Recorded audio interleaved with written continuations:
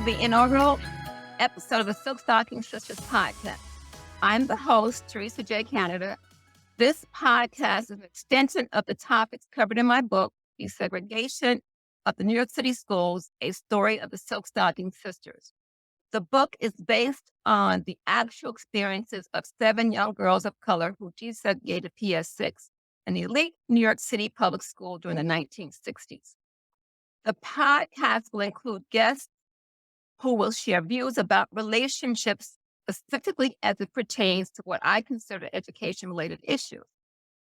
What better way to initiate this podcast than to have several of my 4th grade classmates as guests? I would like to introduce each guest in alphabetical order.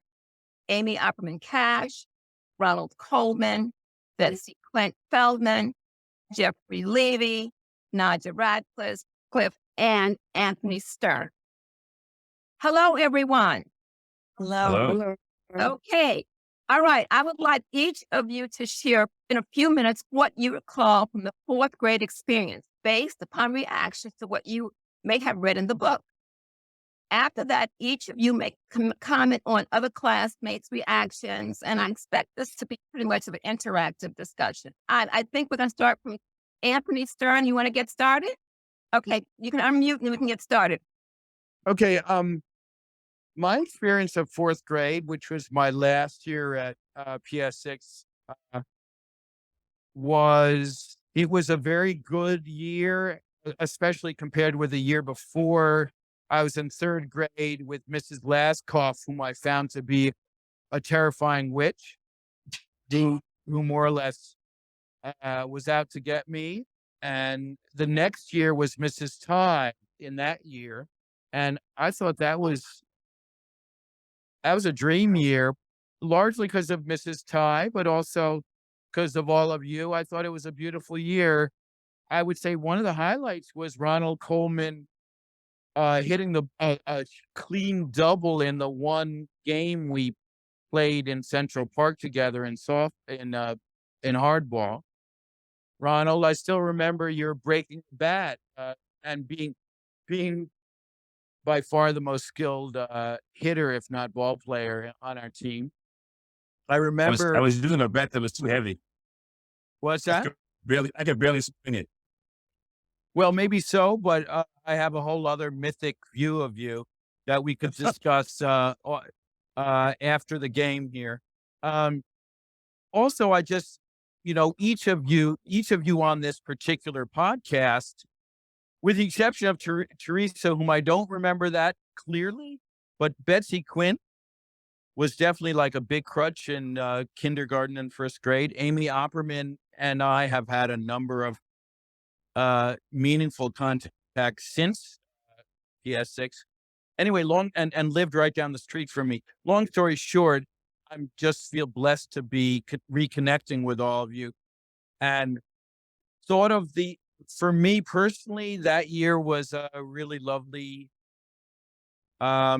enriching year that I have really, in terms of the relation to your book, Teresa, I don't think I have much meaningful, honestly, to say about it, but maybe at the second podcast between now and then, I'll have thought about the whole topic and read more of your book and had something more meaningful to contribute on that front. Great. Thank you, Tony. Okay. I want to move now to Nadja. I think some of my memories, especially my earliest memories, I think I was more amazed of having to travel to school as opposed to just walking across the street, which is what I was used to. Because I had gone to PS 109 on 99th Street between 2nd and 3rd, and I simply had to just walk across the street. And so I had to get up earlier. My dad was taking me to school. That was fun. Once I got there, I think it took me a little bit to realize how different the atmosphere was somehow. There were a lot of kids that were friendly, and there were a lot of kids that necessarily weren't not friendly. They just didn't kind of interact. That was my biggest thing in the beginning. In general, though, I found that it taught me a lot of things about kind of like shutting up. I think by the end of the year, I think I was more intimidated than anything. I still made some friends. I think Besty was one of my better friends. And I remember going to over the years, going to her house for birthday parties and things. And her mother was very artsy craftsy. So we were always making something. And I still have some of those things to this day. And they get used. I remember going to a party in Amy's house. And I think that was in 5th or 6th grade. And I remember that was fun because I remember thinking, how cool is it to live next to a museum? I was like, wow, they must go here every day. It just blew my mind. It never occurred to me people lived literally next door to a museum. I remember having a little bit of a crush on Ronald in the 4th grade. That I remember. I'm sorry, I don't mean to embarrass you. But she got me reminiscing. It's all not. It's all good. It's all good. It's all good. I remember also having a crush on this white kid named Corey. And it was, he left the school after that. So he was with us in the 4th grade and then he left. I guess, one of the parents to pluck their kids out and put them in private school. I don't remember, I kind of liked Miss Ty and I kind of didn't. Because I found her a little intimidating. I didn't find her very nice. I just felt like we kind of tolerated each other.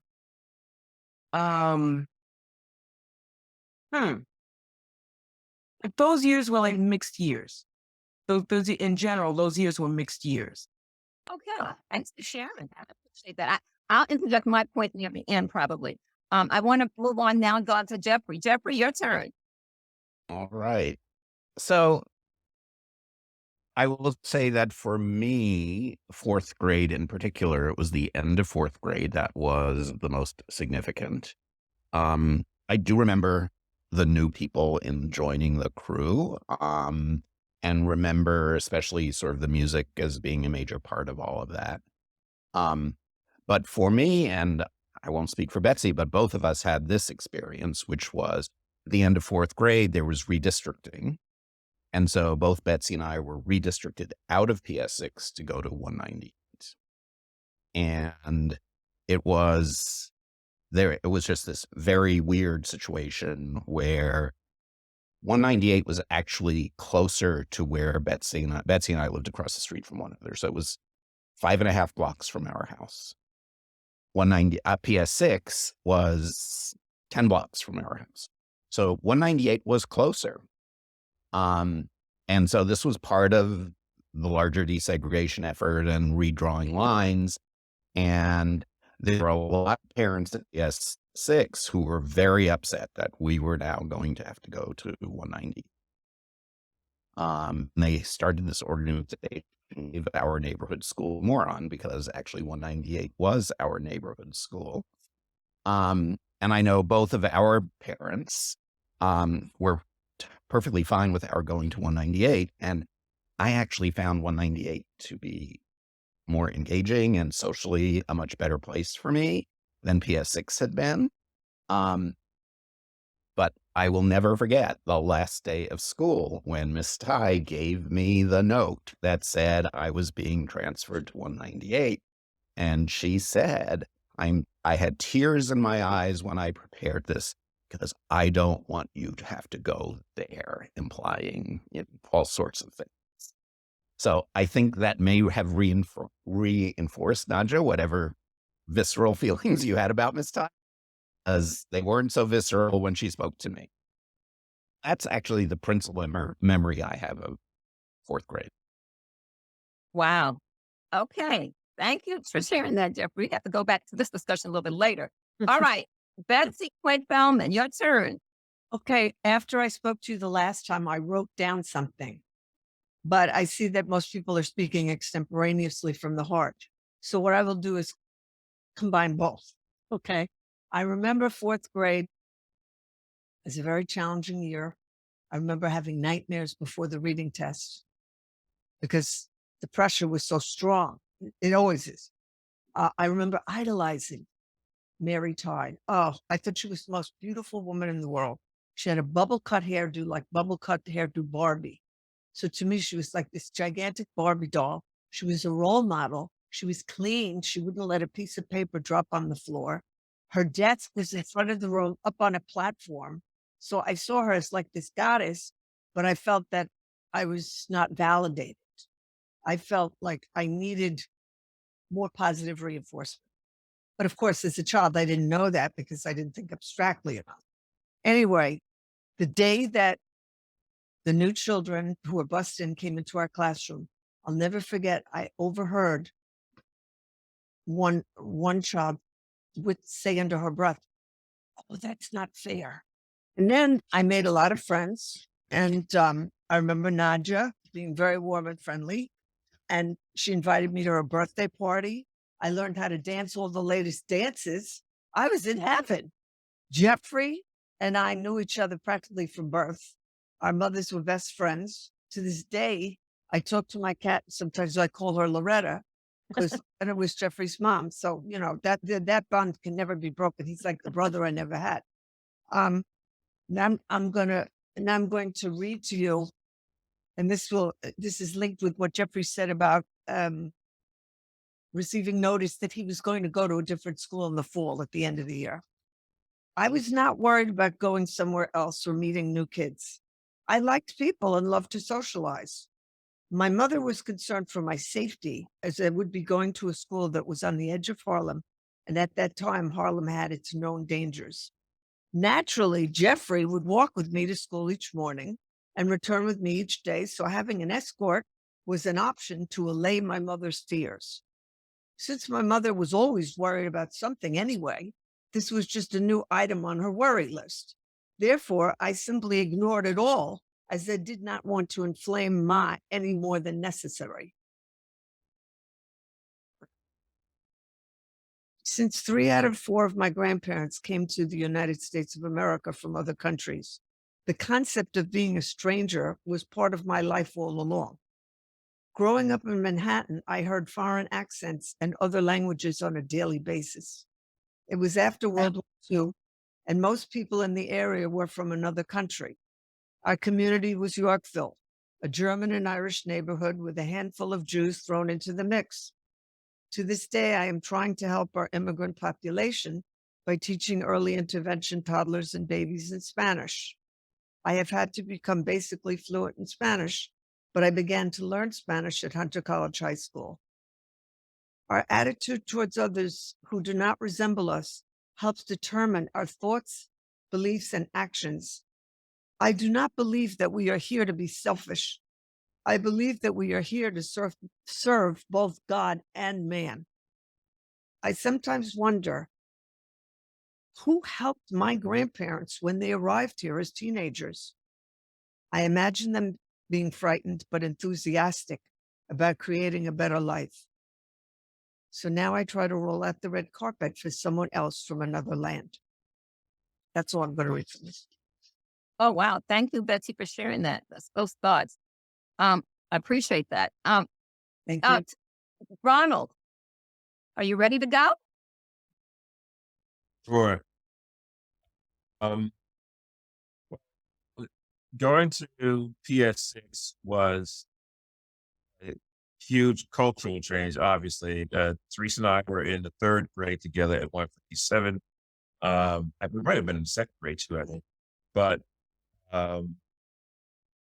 and reading your book, I didn't remember all the details as to the testing and whatever else that may have gone on to make that determination, just that this was going to happen. And in retrospect, it was obviously, we're going to take kids who test well, show ability, and pull them out of the school in Harlem and bus them down to this school and what we call downtown.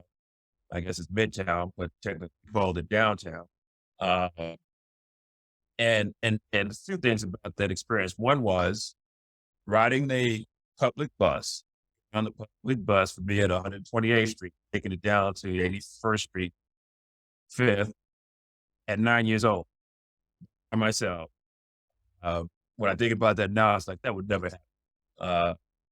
Today, uh, and eventually I took music. That was my 1 year playing music. I played the viola, and I was carrying a viola and a book bag on the bus every day, back and forth, from 128th Street to 81st Street.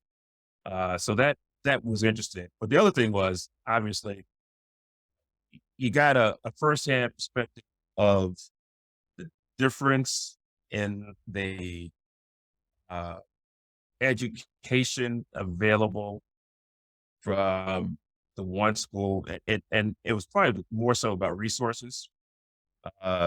What resources weren't there at 157 and what resources were there at DS6.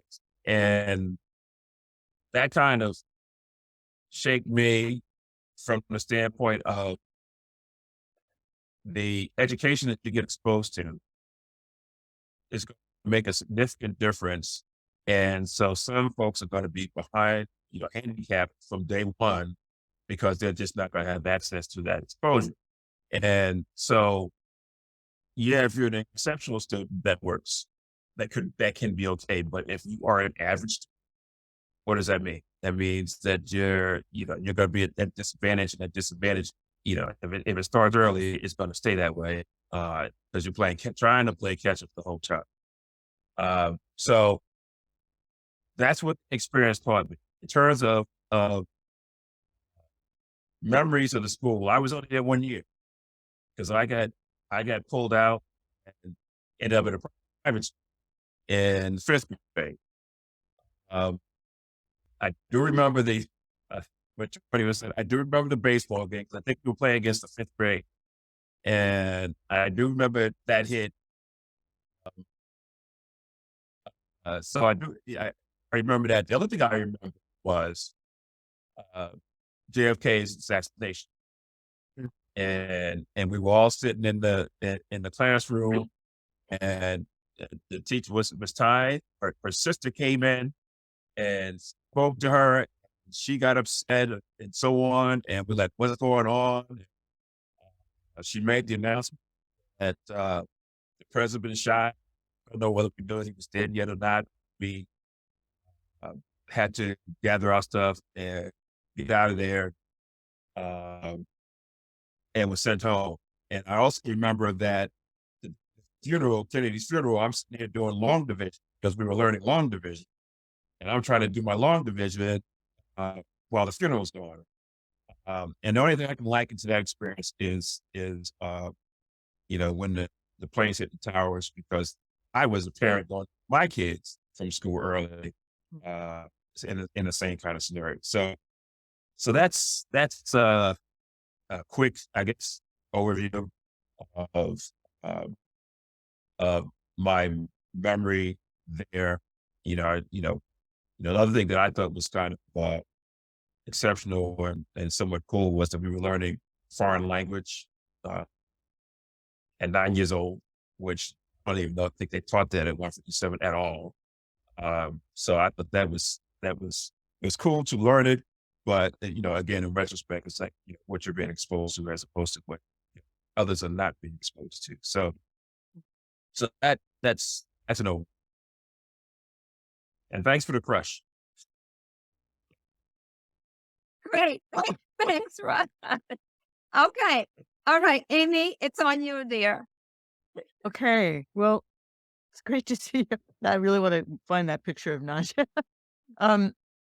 So I wasn't in your class, and it's actually, there was a trauma about me not being in that class, which actually turned out, it was interesting because I had Mrs. Laskoff also in 3rd grade. And that was like the smart class, and at the, I got kicked out of that class to the 2nd smart class. There were all these stupid divisions in public school, that, that I would take seriously, So actually, fourth grade was my best year not being with, with most of the people in that smart class, because actually my experience was they were not friendly at all. And there was always a sense of like kind of a cliquey people who thought they were better than everyone. And it was really interesting to read your book, which I read, and I had a lot of the same experiences, I think, than some of the girls who came and experienced about the other people not being friendly and not really welcoming. It was like, well, I felt that too in a funny way. But um, when I went into the other class, I had Mrs. Gordon. It was much more free to experience the imagination. And there were a lot of the people, like, I don't know, some of you probably remember Edward Adler. He was also one of the people who had been like kicked out of the that group. But I didn't do well with that kind of competition. And so for me, it allowed me to actually be myself more. And I was really good friends with I know Teresa didn't remember her, but maybe you remember Drenette Parker. Amy, I found her picture. I know Okay. exactly. All right. That's what you're talking Okay. about. She might have gone to the same school that Ronald Colemen went to. But she lived on 125th Street, and she had a twin brother named Daryl, and he stayed at the local school, and she came down. But at the time she came down, she was so unsure about the whole thing that she introduced herself as being, well, at the time, American Indian. That would not, and it was partly because I think she didn't feel like she could actually say that she was African American. She was, um, there were probably other terms used at the time. But for me, that my class, which then became Miss Veneria's class in 5th grade, was much more welcoming and allowed. We had great diversity. There were a whole new bunch of kids who came in 5th grade. And so I loved all the new people that were coming.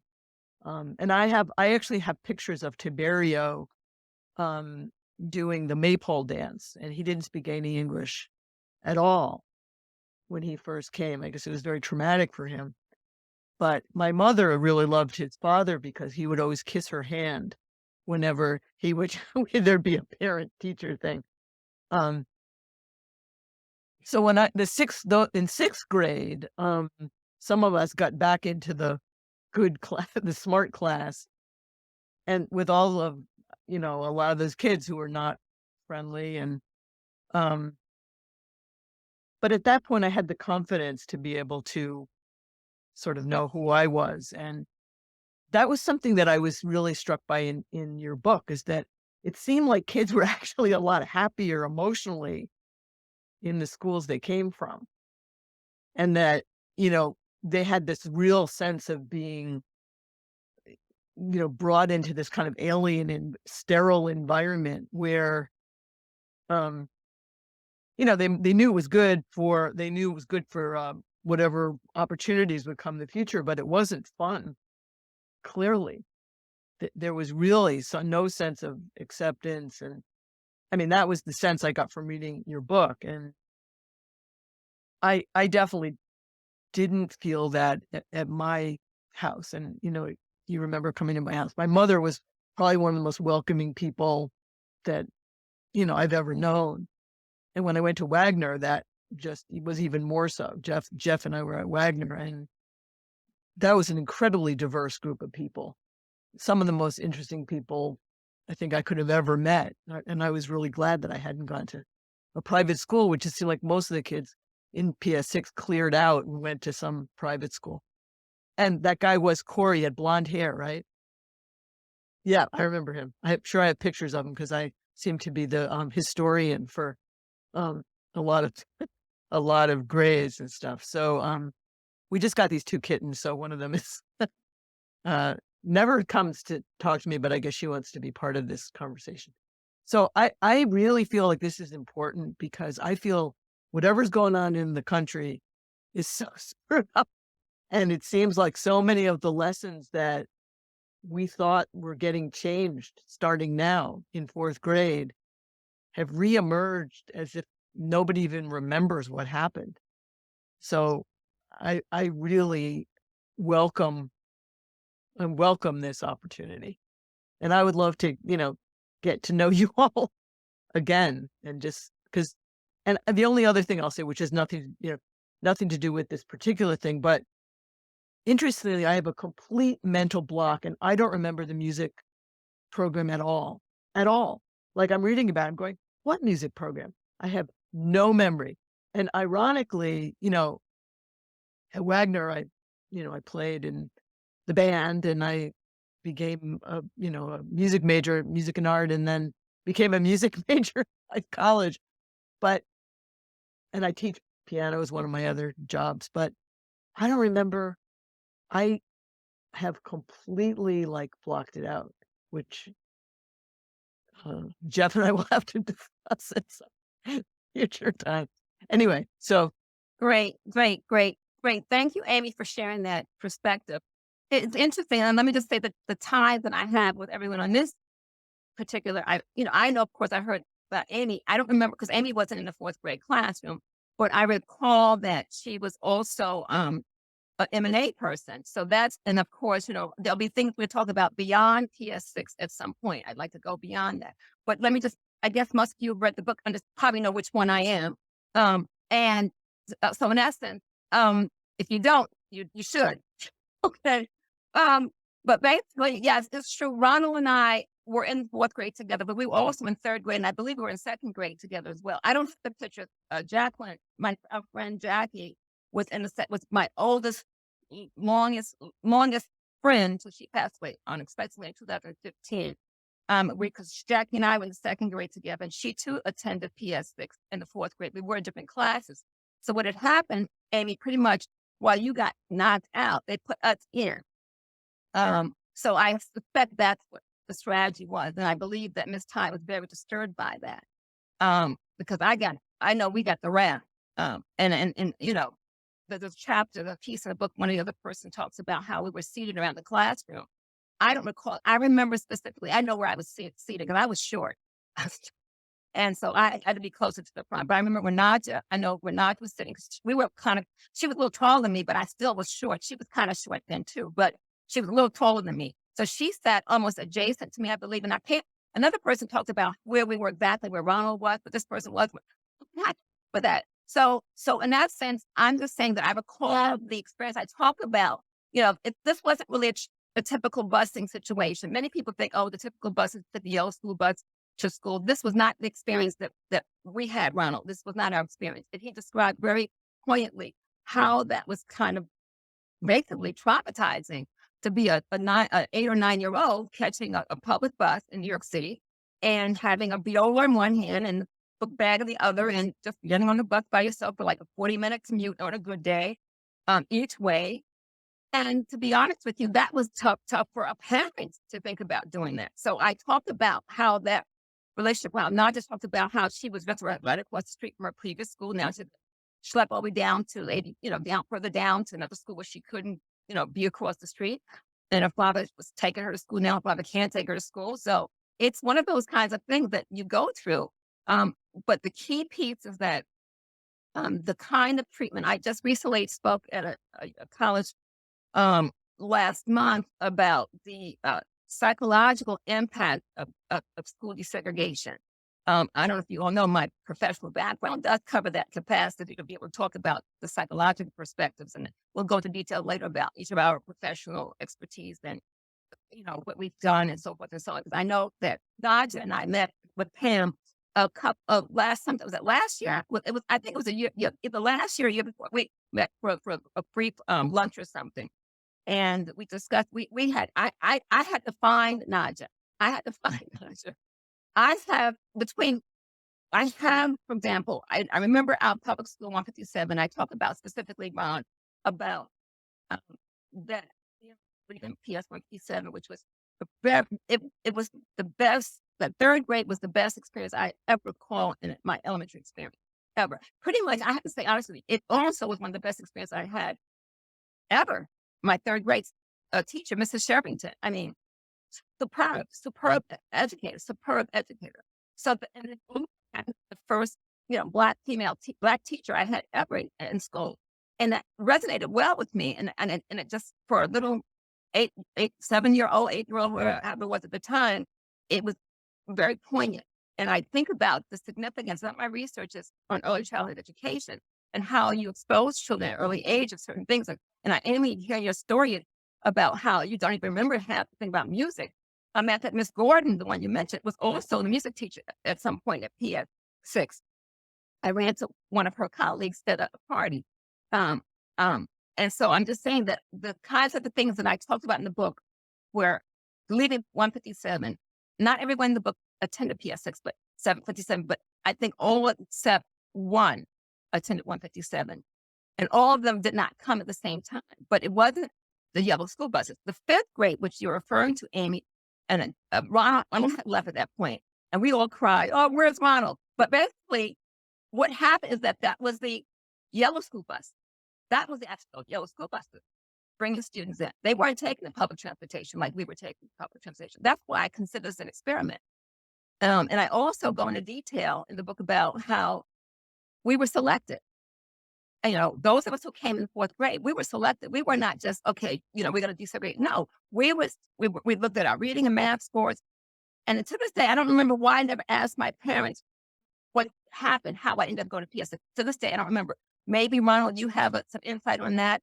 I know some of the other girls in the book talked about their experiences, but I don't recall. And I'm just thinking, I don't even know why. While I was working on the book, why did I ask my parents what happened? I don't know why. Maybe it was just a block. You know how Amy talked about you block things out. I must have blocked that out because the experience was very different with Miss Ty and how she treated me in the classroom specifically. I mean, it was horrifying.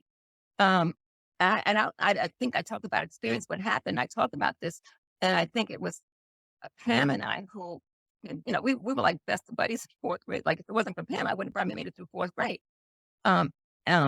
And so those kinds of things are dynamics that really impacts whether or not a person still pursues anything beyond a certain point. So you look at the teachers, you look at the people, the surroundings, the support network that comes in. I mean, Jeffrey said, Miss Ty was so sad he had to leave the school, blah, blah, blah, but to bring those people in kind of thing.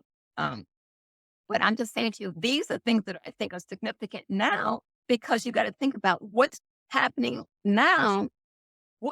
How far have we come? How far have we really come? Okay. And that's what troubles me. This is why I decided to have this opportunity to share with everybody out there. Hey, there are ways we can get there. We can get to this. I mean, we're some kind of connected some way or another in every aspect, no matter where we come from, what country we come from, what language we speak, where our parents grew, what economic situation. All of us, we're all human. Okay, we're all human beings. Okay, and should be treated accordingly. Whoever you love, you don't love. I mean, it's like what's going on in our country. So I'm saying to you, these are the things that I'm thinking about. So I said, let me come up with this. After it took me forever to get this book out, and then the idea came to do the podcast. I said, well, this will give opportunity to hear from my classmates specifically, and may share insight that may provide opportunities for other people out there to discuss and maybe make a difference. That's really the key here.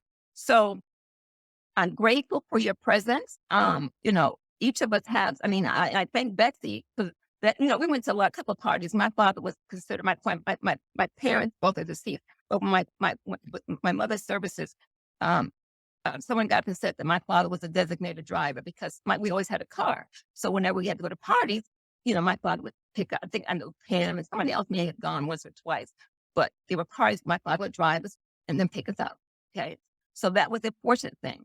And it didn't dawn on me until I can't remember. I think I was in college when I realized how difficult that was for my father to do that, to drive down to Madison Avenue, Park Avenue and 80-something Street, to go to the front door of a building, to take these little brown girls into this building. I didn't know at the time that was unusual, but it was unusual. Okay. And I said to myself, wow, my father must have been really courageous. Okay. Really courageous. And not to think about that, like, wow, that's huge. But I was a kid. What did I know? My father said, he said, I'm going to go to the party. We're going to go. And I really specifically remember the incident. But I'll tell you, Betsy's party was jamming. Okay. Jamming party. Okay. I don't know about it, but Betsy's party was on point.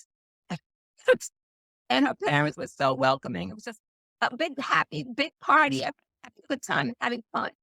That kind of things resonates with you later on in life. And I couldn't wait to, and I think when I said to Nadja, I can't find Betsy. So she found Betsy for me. And like, I couldn't believe it. That finally I could just tell her, in person, how much it meant to me to be able to have such a great time at her party at her home. Now, there were other parties as well, but still, and I missed Jeffrey when he left. Because we were neck and neck with the violin. Okay. And there's a story about that for junior high school, which we'll talk about later. But and Jeffrey knows who I am. He knows what I said, because I thought, after that fourth grade, and he left and see him back at Ratcliffe, I'm like, I felt he was the smartest guy in the world. Okay. The most brilliant guy in the world. Okay. And he kept me on point in terms of competing. That helped me build my confidence in terms of being competitive. And being okay with being competitive, but in a sense, not very outwardly, but basically, Jeffrey was playing the violin and I was playing the violin. And I said to myself, I'm going to be a player as well as Jeffrey's going to play. So I tried to keep up, but I knew I wasn't going to music and art. That much I knew. Okay. That much I knew, because I wanted to be an actor. And I felt that I wanted to be around people. I missed my PS 157 days. I had no friends in my neighborhood. Okay, because I had left my neighborhood from the fourth grade all the way up to the ninth grade. And they didn't really know me, because if you don't go to school with students, in a neighborhood, they kind of don't really know who you are. All right. So you're like an outsider in your neighborhood. Now, I don't know if anyone else can relate to that, but that's what happened to me. I know Ron went on to private school, and I'm sure he had some of the same kinds of situations there as well. And coming back to the neighborhood where he lived. Because we live in similar neighborhoods, but I'm just saying, it was just very red. So I wanted to go to school where there would be other people that could remind me of my PS 157 experience. I think I needed it at that time. Okay. So these are the things that I want to share, because I know, where Nadja ended up going to. As a matter of fact, I ran into somebody who spoke about Ron. I don't know if Ron, we'll have to connect later, but there's someone who I met who knew you from your old neighborhood. And it was amazing that world is so small, because you never know who you're going to run into.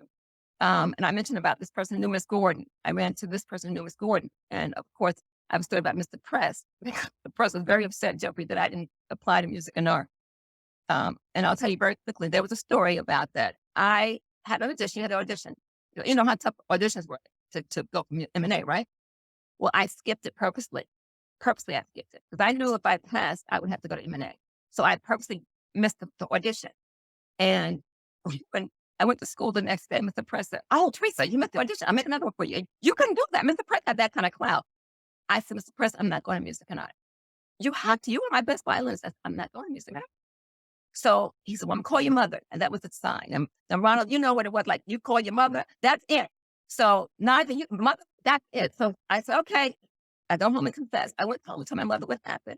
And I told her why I didn't want to attend music and art, and why I didn't want, to go for the auditions. I know if I had gone for the audition, I probably would have passed. I said, but I want to go to a regular academic high school. Some of the young people in my community. And I explained to her why and what I wanted to do in my life. And fortunately, I had a kind of mother who was open. She was what we would call, we talk about parenting styles. She was, I'm not going to say, she was not an authoritarian. She's an authoritative type of parenting style. Okay. And that really helped me quite a bit. And I think about that in terms of my trajectory in my life. If she were not like that, I don't know where I would be. Okay. And because of that, I went back to school the next day. He called, of course he called, and he talked to her, and she just told him whatever. And the next day, Mr. President speaks to me for a whole week. So you can imagine, right? A whole week goes by. He ignored me. I'm still practicing, going to class. He didn't speak to me. He didn't look at me. well, entire week. He was so upset. But, you go through those kinds of things. And that's what happens in life. But that was a stand-up moment for me. And I have to say, each of you have had some aspect. I thought Ronald was the smartest guy, from second to third grade. And I said, wherever Ronald's, I'm going to go. So, so we found each other. We ended up in the same classroom, and that was good because it gave me, because he was the only other person in the class was from my elementary school where it come from. And I think for those of you who met other people, like I said before, our experience was very different. Like we had to be tested, and I just recall specifically the test, and mine was the music. And there was another a fellow in my class named Larry. Larry, I think he was tested for art. So, and he was a fantastic artist. So anyway, I wanted to say to you, I thank each of you. And if you Larry want to, Brown. yeah, Larry Right, Brown. yes. Larry Brown. So you knew Larry was in your fifth grade class, Amy? He was in my fourth grade class, I Oh, think. Larry was in your fourth grade class. Yeah, because I remember him punching me in the stomach in the play. I- well, Okay. you remember him, Ronald, too, right? Oh, yeah. He Yeah, I was remember also Larry. little. He was little. He was Okay. he was little. He was in our third grade class. Because I third grade picture that is on the internet actually Is on it really? Facebook, and he's in it. What's that? Our third grade class is on the face. Yeah, Posted it. Miss Shermanton, Olivia. Olivia. Oh, okay. Yeah. I So still she said, I think you know on this picture. I said, oh yeah, that was third grade picture, and you're sitting in the first row, and yeah. and I'm standing in the back. Yeah. Larry's sitting on the floor. Right. And Left. he He was, was really two people had to hold this. He was one of the two all this. Uh, interesting. So I understand them. See, a lot of things happen in fifth grade, though, because I met some of the fifth grade people who came in, which was different. And then those are people who actually were bused by the yellow buses. So I try to say how this experience was not a typical desegregation process. When Nadja, Ronald, and I entered TF6, it was not based upon yellow school buses. And also, the research showed that there were schools at that time that were called center schools and feeder schools. And center schools were schools that were sending people out of certain districts to make it to kind of like desegregate the schools. Okay. Now, our school, Ronald, was on the center school list, but PS6 was never anywhere in the documentation as a feeder school. There was nothing there for PS6. And that's when it puzzled me. I was like, well, that's when I decided to do the research and write the book. Because I said, this had to be an experiment. But the key was they did not test the people who came in the fifth grade. Those people were not tested and assessed as I was. So that's why I said the experience that I went through at PS6 was not a traditional type of busing situation. Okay. They wanted to make sure that those of us who attended were not going to bring down the academic acumen of PS6. Okay. do So you they know who made the decision? Do you know who made the decision to 157 for us? Because that's 157. I interviewed Miss Toppins, who I didn't have as a teacher, but I interviewed her, who was still alive as of last year, as a matter of fact. yes. She actually described that they were trying to decide, they wanted us to have a better opportunity. She said that the teachers themselves, chose us, which ones were going to be considered to go to PS6. Right? So they knew us. They knew our scores. We know we had to be above reading levels. I'm sure Nadja, of course, above reading level, math level. That had to be superb. Now, I know my math wasn't superb. I know my reading was probably pretty good. I know it was eighth grade. That much I remember eighth grade and third grade. So that was pretty, consistent across the board, I think, for all of us. But the decision to select, I don't know what the conversation was with the parents. I do know that some of the parents came to their homes from PS157 to the homes of parents, to other parents, and spoke to them saying, this is a good opportunity, blah, blah, blah, and give it a try.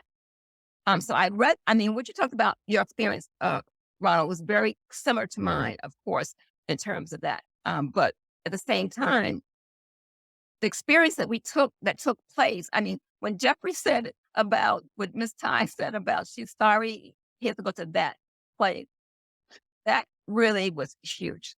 That was huge. Okay. And I'm just saying that, it was not easy staying at PS6. And I believe if my parents knew the kind of experiences that I had, they would have pulled me out. But I never talked about it. I just was doing my work. I wanted to stay on top of things, and that's what I did. From fourth, It wasn't a friendly place. well, I'll tell you, it was. If I didn't play the violin well, I'd probably been kicked out, right, Jeffrey? I mean, that probably helped that I did play the violin well. And to be honest with you, I think, it helped to have people like Betsy who invited me to play. And I remember going to one of Nadja's parties. I remember a guy, now I'm not mentioning his name, right? Tony. Yeah, Tony. I remember Tony at the party. I said, oh, okay. I see Nadja. Okay, I see you, Nadja. But I'm just saying there were people who kept it going there. Okay. I was just disappointed Ronald left because he was my only real connect in fourth grade from PS 157. That was a huge disappointment. Like, and he didn't show up the next year. Where's Ronald? Okay. So those kinds of things really are difficult to deal with growing up as an 9-year-old. It's just, and I'm thinking about the psychological impact of that, and how it affects you going forward. And I'm just grateful that I'm still here to talk about it. Yeah. So I'm wondering what is, because, Amy and I think both felt that our subsequent schools were much more welcoming, right? And so obviously for different reasons in different ways. But what was it about PS6, or how were 198 and Wagner so different? I think it had to do with who the faculty were, to be perfectly honest.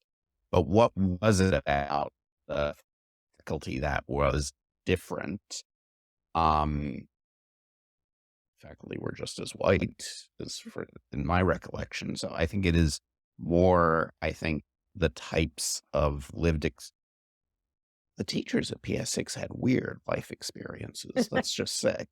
I mean, there were the Ty sisters and the Elkin sisters. It was like, I don't, far be it from me to talk about people not being normal, but this was not normal. It was like, these were not people who were living in a real world. And my feeling was that the teachers I had after PS6, whether it was 198 or Wagner or Music and Art, lived much more real lives. And I think that made a big difference in how they related to kids.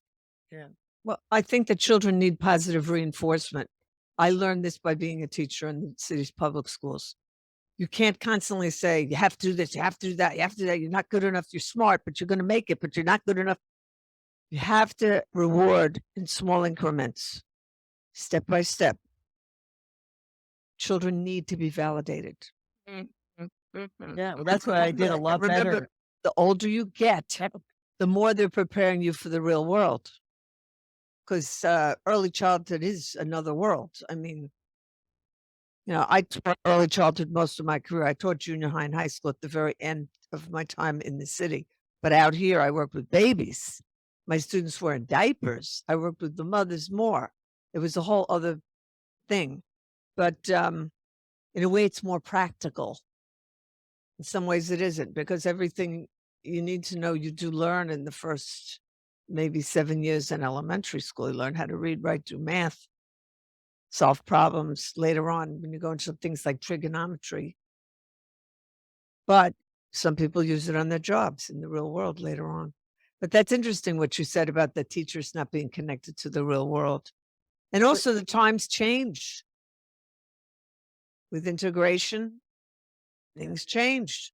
We're more accepting of disabled people now, of gender differences too, and gender identity. The whole world is totally different now. However, there's still a lot of unhappy people. So I don't know. I think also PS6, I think it was probably influenced a lot by the student body. Like there was probably, I don't know what percentage, were really privileged white kids who had a lot of money. And the parents probably dictated. I'm sure those parents went to PTA meetings until third grade and fourth grade when they pulled their kids out and put them in private schools. But there was sort of this, always a social hierarchy there that I was extremely aware of. Um, and I didn't like it. I mean, I remember feeling really uncomfortable. I think also for PS6, I think us coming in was a shock to the teachers. They were used to dealing with a certain type of student from a certain type of family. Because for me, the integration wasn't the big deal.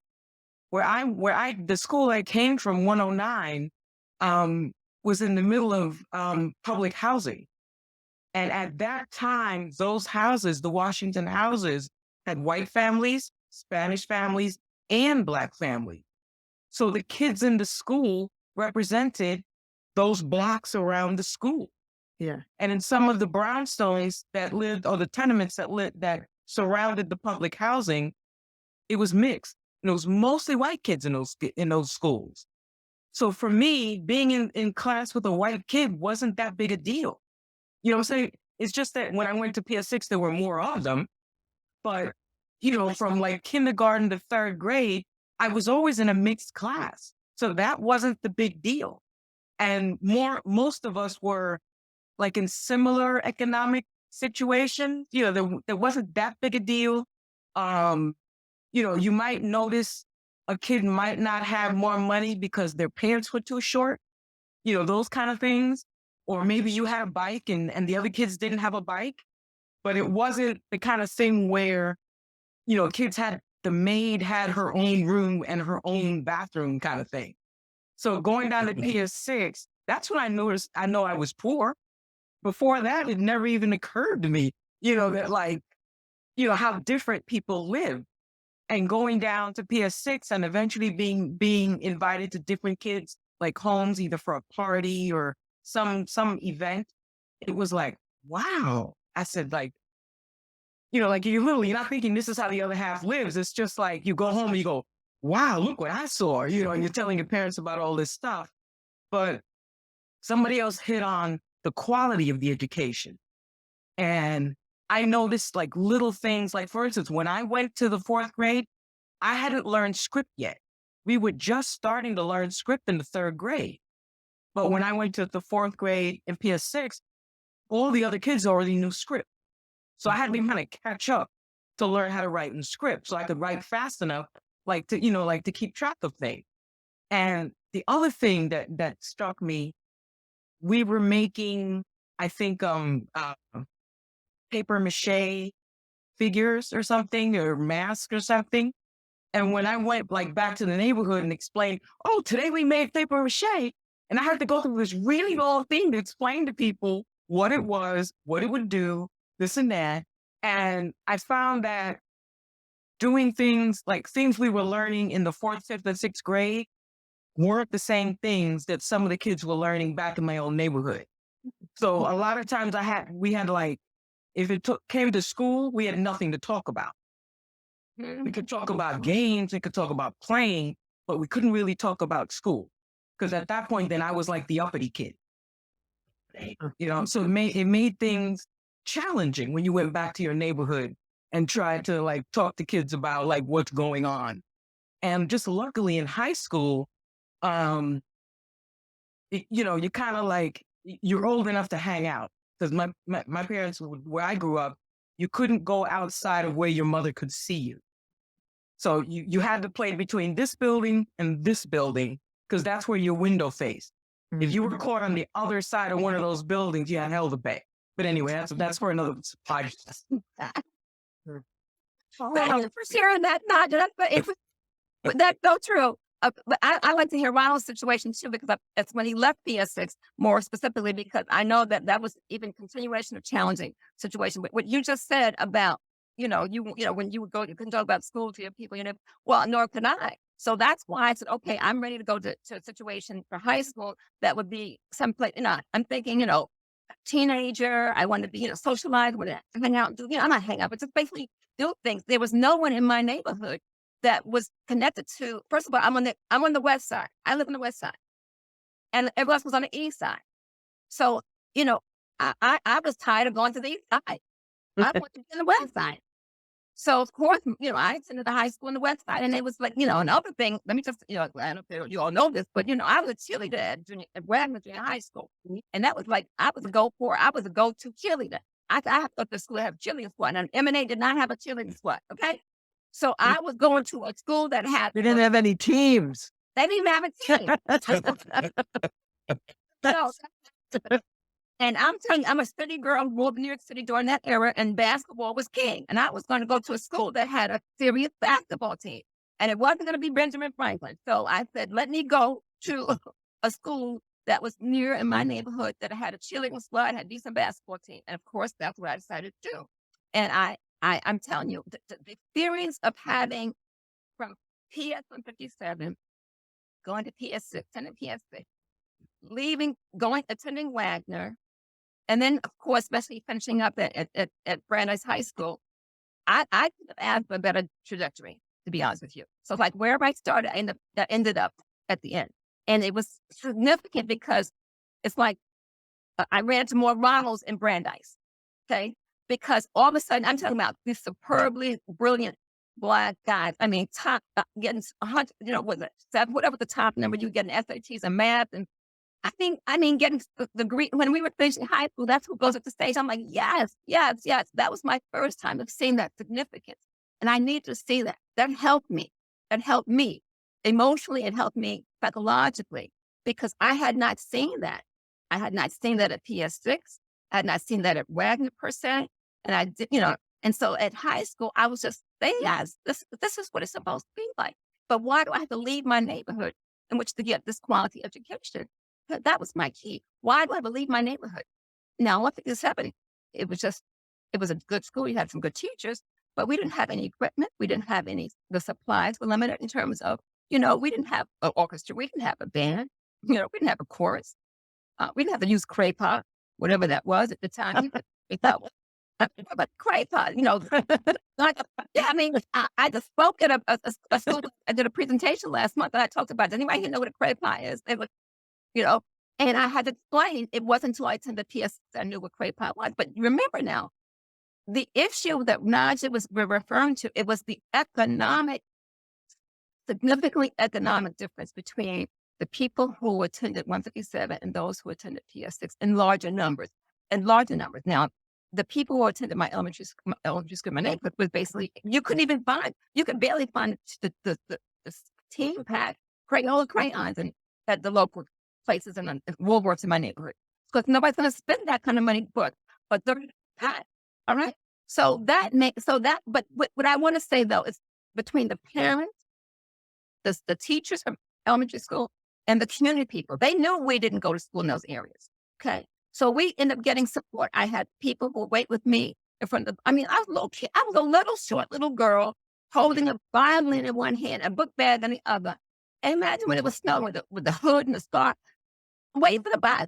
Okay. That was not easy. All right.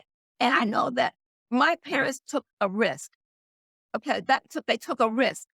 Let me go to this situation. I guess it must have been that it had to be some convincing. But I'm just saying, I don't know if I would have done it. I don't know if I would have done that. Put my child out there in a situation. I don't think I would have done it. Okay.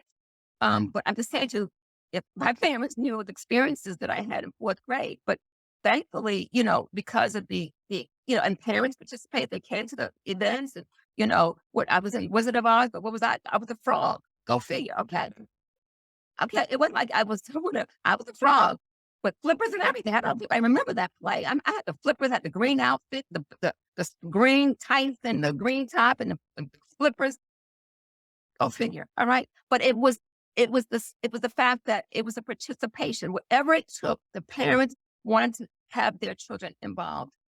Okay. And the people in the community knew we didn't attend these schools. And they would say, keep going. You're gonna make it. Just keep going. And that encouraged us. Okay. The friends, I think Pam and I spoke almost every night on the phone. Okay. And that kept me going. Okay. Where you read the seven girls in there. Now, two of the girls were older. They were old. They were year old, I think, that they went a grade above. But if you think that, we kind of like supported each other. Okay. We kind of supported each other. And that helped.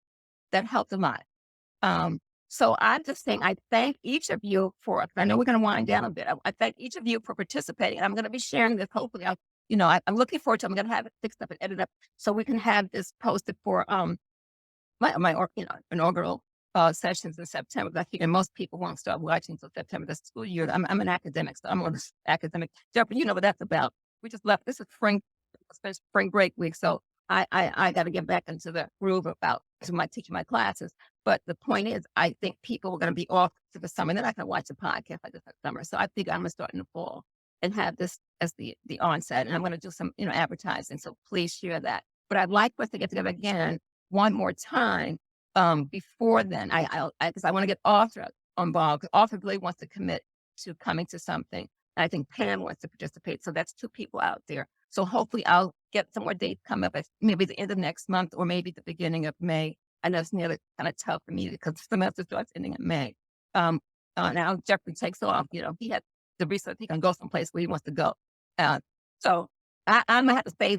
I have to stay local. So I'm just saying to you that I'll work on something to try to get another time set up where I want to get some more specific information about your lives beyond PS6, if possible, just beyond PS6. That would be helpful to see where did we end up going? Where did our lives become after we left that PS6 junior high school experience? Is that okay with everyone? Mhm. Yeah. Hey, I just- Teresa, Yes. I just want to interject something in terms of the decisions you were saying as far as what parents made. So my parents grew up in Savannah, Georgia, and my father had an 8th grade education, and my mother graduated from a segregated high school. So I think for them, the decision that they made in terms of putting us on a bus at 9 years old and sending us to a school downtown was, we want to give you the opportunities that we did not have, because there was an even wider variance in the quality of education that they experienced at, at a segregated Black school. And there was only one in the entire city of Savannah, as opposed to the other educational opportunities in Savannah. So when they were told, we're going to give your kid an opportunity to go to this school, I'm sure they must have told them that education is better, they might have all opportunity, blah, blah, blah. It's, okay, we will let our kid do that, because just like you said, I can't imagine having to my 9-year-old on a public bus and tell them to drive for 5 miles or 10 miles or whatever the heck it was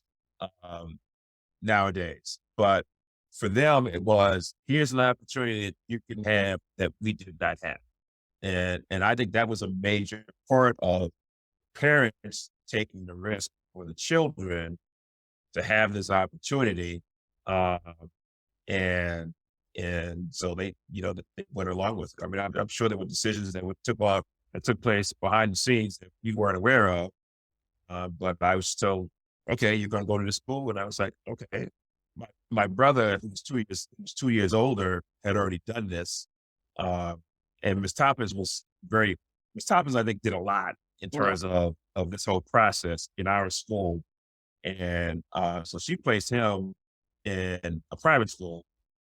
And he actually jumped he left PS 157 in the 4th grade and entered a private school the next year in 6th grade. So I just thought that normal stuff that was going on, this is what we do, and so on and so forth, not knowing. But that's really what it got down to, was it was the opportunity that they did not have. My mother's ended up 20 years later going back to school to become a nurse. She didn't have that opportunity when she graduated from high school. They told her, you can work in the home, you can work in the factory. Those were her options. So that was that perspective. Yeah. I mean, I think Ron's point is a really interesting one, and could be a whole separate podcast probably, of sort of, what do we, I don't think any of us have parents around still to ask this question of, but, what was going on in their minds through this? And I know for my parents, actually, sort of this was not the formative experience politically, but what really sort of totally transformed my parents was the school strike when we were in Seventh grade. Seventh grade. No, it was the really long one? Yeah. wasn't it? Seventh That was was my- yeah. We were in junior high school. We were in junior high school. Yeah. And like my parents, Right. crossed the picket line. They Eighth opened up Wagner. Maybe, Right. it was eighth In grade. eighth grade. It was eighth grade. Or You're Miss right. Grant, You're right. Miss Grant was on the. Yes. Yes. And that really radicalized my parents in a way that was just fascinating in retrospect. I mean, I had no idea what was really happening at that point, but in retrospect, and fit with, so much else of their lives that they rarely talked about, which was experiencing the Holocaust and all that sort of thing. So, but I just think all of these things are part of that too, and we carry that with us. Good point, Jeffrey. Good point. Excellent. Excellent. Excellent point. Okay. I appreciate everyone's insight and perspective and reactions. This has been a wonderful experience for me. It's interesting a lot about, and I'm so glad we're able to connect in this way. I think each of us have been touched with each one of you. Each of us, some way we can connect. Like I said, when Ronald left, I said, after Ronald. So, I'm just thinking, those kinds of things, you just have to keep moving forward. The thing is, it's easy to give up, but it's so much more difficult to keep going. And I commend each of us for being able to take that step to keep going forward. Because we didn't have that, whatever, we throw our hands up. But there's something I think that was in us that just made us say, okay, I got to go to the next step. Okay. And I think that's something that I think each of us in our own ways were able to do that. And I think we're all kind of interconnected in some form or fashion. And I'm just hoping that we can share these kind of relationship things with people now who desperately need that. Okay. Who desperately need this. I think this is the start of something. I think that we kind of let people know, hey, this is doable. I like to say. So in close, I want to thank everybody. Anybody have any words of wisdom before we close? Thank you for It was inviting. wonderful to see everyone. Yes. I want to, keep us on, but I thank you all my guests today, and I'm looking forward to continued discussion. And I look forward to us reconnecting at some point in a personal way. I definitely want to see Besty, and I'm definitely going to see Nadja, because you're closer. And I get to DC area, and I'm like, I will be there at some point. I'll connect with Jeffrey. And when I go to Maryland, DC area, I have to see Ronald too in the area. I know he's in that area someplace. So Amy, I don't know when I'll be. I attend a school up in Rochester, so I know that's like that's not. I don't go in the winter to the fall. I only go in the summer, right? Well, thank you everyone today, and I look forward to having this ongoing conversation moving forward. And I'm gonna see you hopefully soon. I'm gonna end up, and we'll just end from now. Maybe we'll get back together later. Okay. Okay. Okay. Thank you. Sounds good. All right. Bye.